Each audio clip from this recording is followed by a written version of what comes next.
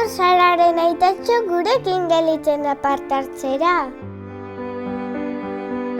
Sintonien momentua oso garrantzitsua da gure eskolan.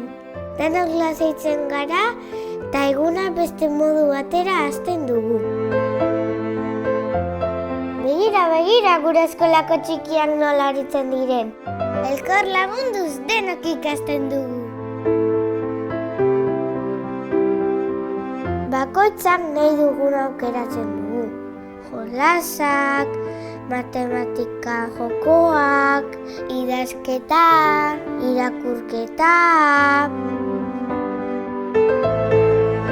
Hala, begira andereño joanei ipuin batekin danak elkartu ditu. Andereñok esaten digu artistarik onenak garela.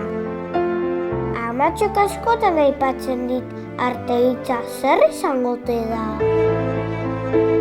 Gure eskolan arteak tokia badu.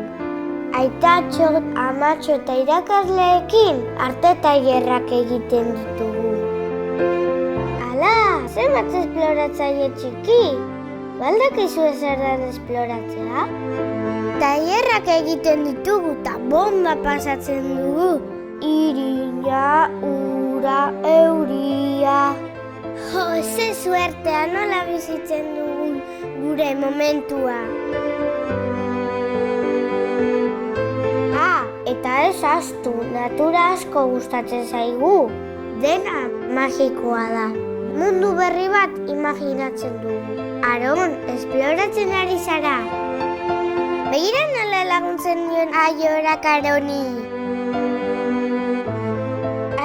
Astero psikomotrizitate gelara joaten gara. Jola simbolikoan aritzen gara eta gure emozioak adierazten ditugu. Eta baldakizu zer dan konfiantza. Amatxok egunero lasai usten hau eskolan. Gure andereño iseko bezala da. Eta hori nire amatxori asko gustatzen zaio. Eta niri ere, noski. Sekretu txiki bat kontatuko dizuet. Gure eskolan proiektu zoragarri bat daukagu. Begira zelako txirrista. Eta akuariuma, anfiteatroa. Zantzerki politak egingo ditugu. Eta izkutatzeko lekuak, zuhaitzak. Leku batetik bestera gurutzatuko dugu. Hemen irakurtzeko tokiak, eta lasai egotekoak. Eta ikasle txiki eta hundiak hemen egongo gara. Ez alda ametxetako eskola. Animatzen azarete gurekin esploratzera.